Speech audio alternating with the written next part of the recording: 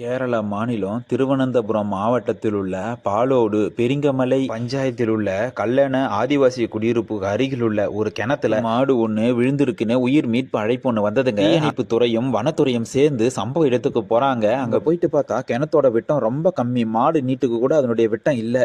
ஆனா ஆழமோ ஒரு 40 அடி ஆழத்துல தண்ணி தெரியுது. தீயணைப்பு வீரர் உள்ள இறங்கி பாக்குறாரு. அந்த மாடு இறந்த நிலையில மிதந்து இருக்கிறது. குறுகலான கிணத்துல விழுந்ததால அந்த மாட்டால தப்பிக்கிறதுக்கான வாய்ப்பே கிடைக்காம இருந்திருக்குது போல. குறுகலான கிணத்துக்குள்ள இந்த மாடு விழுந்திருக்கிறதால ஒரே நெட்டு குத்தா ரொம்ப உயரத்துக்கு மனித சக்தியை பயன்படுத்தி அதை மேல தூக்கவே முடியாதுன்னு சம்பவ இடத்துக்கு கிரேனை வர வைக்கிறாங்க. கிரேனோட பெல்ட்டை அந்த கிணத்துக்குள்ள இறக்கிட்டு தீயணைப்பு வீரர் ஒருவர் பாதுகாப்பு உபகரணங்களோட கிணத்துக்குள்ள இறங்கி அந்த காட்டு மாட்டோட உடம்புல அந்த பெல்ட்டோ பகுதியை மாட்டி விட்டுட்டு மேலே ஏறி வந்ததுக்கு அப்புறம் அந்த கிரேனோட பெல்ட் மூலியமா கொஞ்சம் கொஞ்சமா மேலே இழுக்கிறாங்க. இழுக்க இழுக்க அந்த மாட்டோட உடம்பு கொஞ்சம் கொஞ்சமா வெளியே வருது. பாவம் அந்த மாடு இறந்து ரொம்ப நேரம் ஆயிருக்கும் போல.